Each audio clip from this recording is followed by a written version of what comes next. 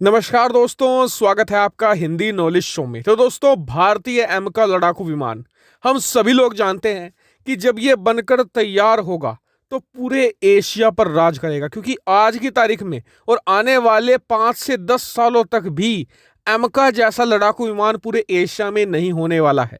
ऐसे में जैसे ही ये भारतीय वायुसेना में आएगा तो ये भारतीय वायुसेना को पूरे एशिया में नंबर 1 बना देगा। और आज इसी एमका लड़ाकू विमान से संबंधित एक बहुत बड़ी खबर निकलकर सामने आई है, जिससे सुनकर आप बेहद ज्यादा खुश होने जा रहे हैं।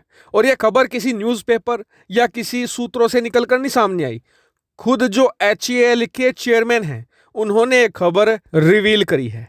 तो चलिए जान लेते हैं खबर क्या है। लेकिन उससे पहले अभी तक भी अगर आपने चैनल को सब्सक्राइब नहीं किया है तो कर लीजिए, क्योंकि आपको मिलते हैं डिफेंस, फॉरेन पॉलिसी और फाइनेंस से संबंधित प्रतिदिन 3 वीडियोस। तो चैनल को जरूर सब्सक्राइब कीजिएगा। चलिए वीडियो को शुरू कर लेते हैं।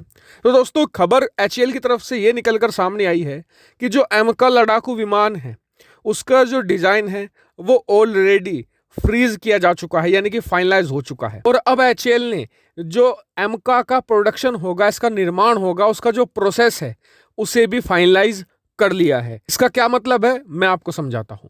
देखिए, मैंने आपको 1 महीना पहले एमका पर एक वीडियो बनाकर बताया था कि एमका के जो कुछ पार्ट्स हैं उनका निर्माण कार्य शुरू कर दिया जा चुका है।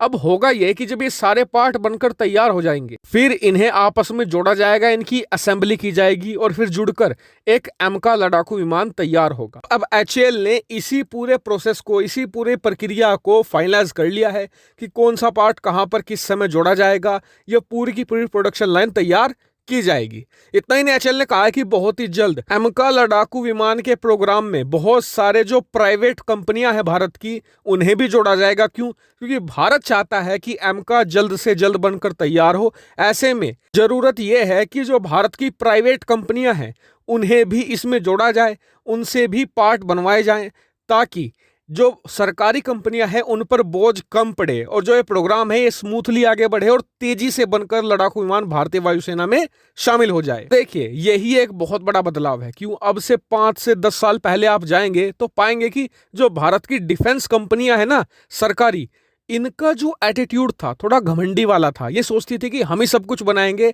जो प्राइवेट कंपनियां हैं ये बेकार हैं, अगर हम इनसे मदद लेंगे तो हमारी इमेज खराब होगी। और इसी चक्कर में आपने देखा होगा कि जो हमारा तेजस लड़ाकू विमान था उसे बनने में 35-40 साल लग गए। अगर वहां पर प्राइवेट कंपनियों की मदद ली जाती तो अब से 10-15 साल पहले बनकर तैयार हो गया होता तेजस। लेकिन इस बार सरकार और भारतीय वायुसेना बहुत ही स्ट्रिक्ट है, जिस वजह से भारतीय जो सरकारी डिफेंस कंपनियां हैं ये लाइन पर आ गई हैं। और इससे बहुत फर्क भी पड़ा है। आप ही देख लीजिए, पिछले 1-1.5 साल पहले जो एमका प्रोग्राम है लग रहा था कि 2030 के बाद ही तैयार होगा, लेकिन आज स्थिति यह है, ऐसा लग रहा है कि 1-1.5 साल के अंदर एमका बनकर तैयार हो जाएगा और फिर इसकी 1-1.5 साल बाद टेस्टिंग कंप्लीट करके इसे भारतीय वायुसेना में 2024 के अंत तक शामिल कर लिया जाएगा। वरना 2035-40 तक असंभव लग रहा था एमका भारतीय वायुसेना में आ जाए। लेकिन इस बार भारतीय सरकार और भारतीय वायुसेना बहुत ही स्ट्रिक्ट होकर चल रही है एमका पर। वो चाहती हैं कि जल्द से जल्द ये बन जाए, चाहे इसके लिए कुछ भी करना पड़े।